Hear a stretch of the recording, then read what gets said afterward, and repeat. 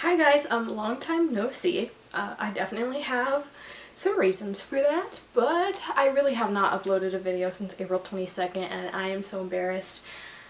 But life caught up with me and I can now officially say that I am a high school graduate. Got that diploma. So that's really what I've been busy with. Finals. We have these things called senior projects. Not fun. And so I've been really just busy with school and doing performances and things like that.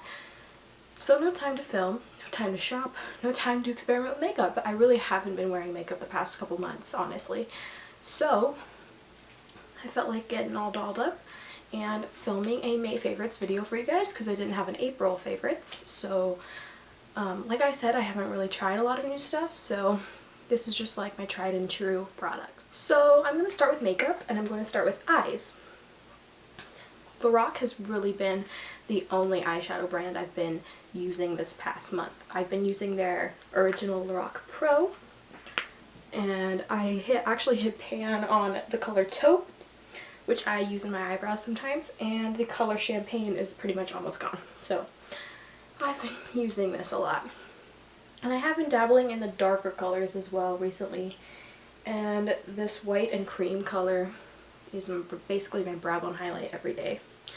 So this is just the best little palette. If you're traveling somewhere and only want to bring one palette, I definitely suggest this because you can get the best light neutral eye and a dramatic like night out eye all in one palette. And I have been really enjoying the Lorac Mega Pro. This is super dirty, but you know, you get the gist. And it has so many colors. I've been really getting into this towards the latter half of the month. I definitely have my favorites in this, but I have been experimenting with using new colors. Like I used black today in my eyes, which I like never use black eyeshadow, but I've been wanting to experiment with some like cut crease makeup looks so that I can do a tutorial eventually. So I used that today. I used the color Granite, which is this dark one. And I've been experimenting with the more purpley toned colors in this general area. But my tried and true color is Cream, which is this top one right here. And I use that on my brow bone all the time as well. And I actually just hit pan on that today. So I'm super happy. I did my little I hit pan dance because I'm a nerd.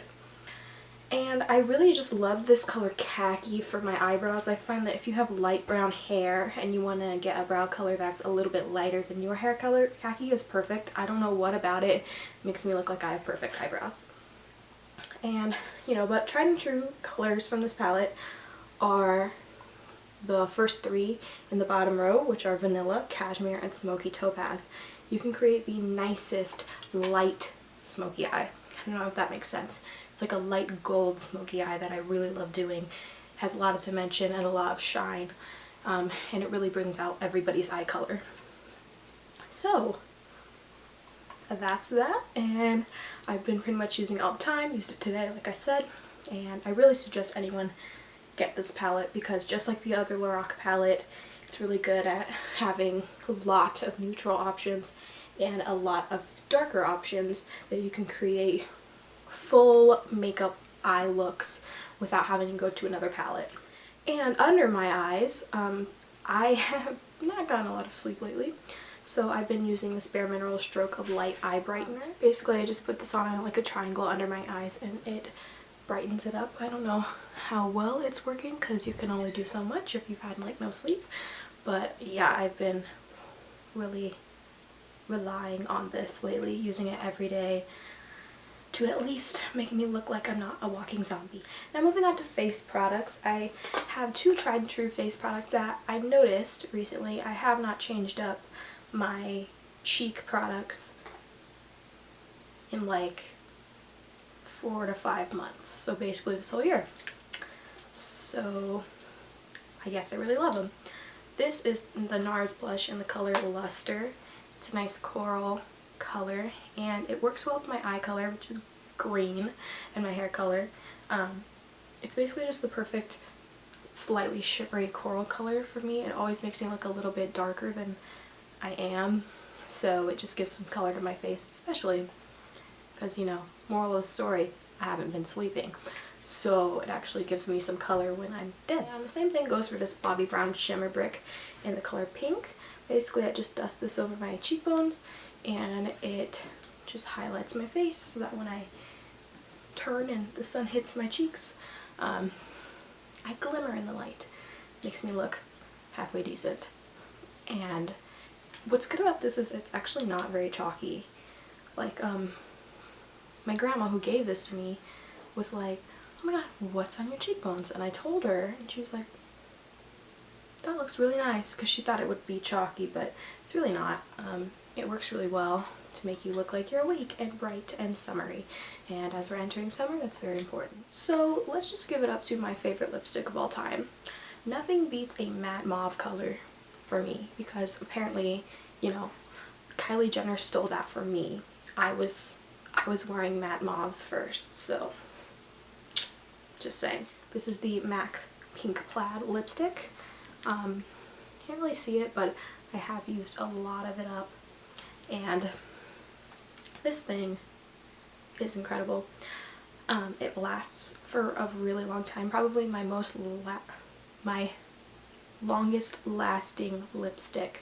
It lasts for hours, and it's one of those that even if your lips are not in the best condition, they actually look decent, which is weird because it's a matte shade, so usually they're not flattering on like chapped lips, but this one surprisingly is, I guess, or maybe that's just for me. Perfect color, pretty much goes with everything.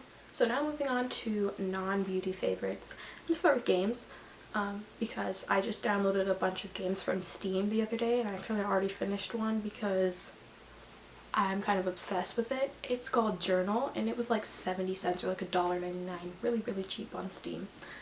And it's like a story game. There's not much, like, kind of just walk around and talk to people, but I like that sort of thing.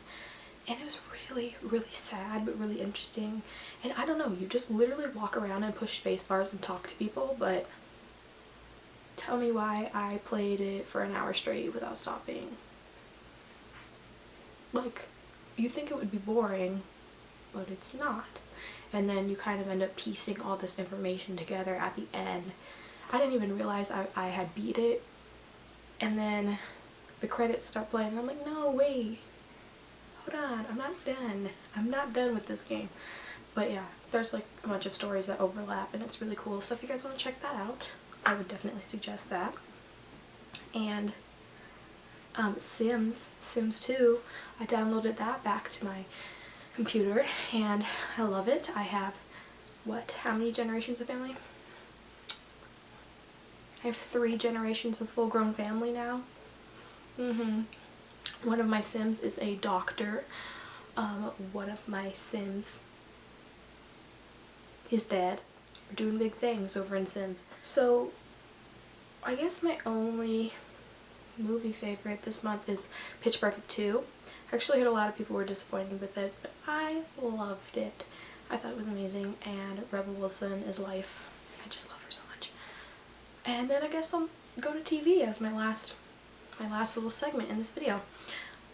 So definitely finished Bob's Burgers and got really sad because Bob's Burgers got me through the last couple months of high school. I love that show so much. If you haven't checked it out, you need to check it out. I am the embodiment of Louise. Love her. Love her. And I'm pretty much a Louise mixed with Linda and a little sprinkle of Tina in there. But I digress. And then after I did Bob's Burgers, I watched Arrested Development. And I'm on the last season right now, the one where, if you don't know, Arrested Development was on, I don't know the years, but I know it got canceled all of a sudden, and it got canceled right without them being able to wrap the show up at all. So Netflix actually brought it back as an original series for like the 4th or 5th season, and they're all like slightly older. So yeah, speaking of Netflix originals and TV shows and stuff, Fuller House, the Full House spinoff, who's excited? But yeah, like that's pretty much been it for me. I've had a kind of boring month, I guess. That's a lie. I have not had a boring month, but I graduated, so that's cool. Just chilling over the summer. I got sick. You can hear it in my voice. My voice is not 100%. Got sick again. Thank you guys for watching, and I will see you guys next time.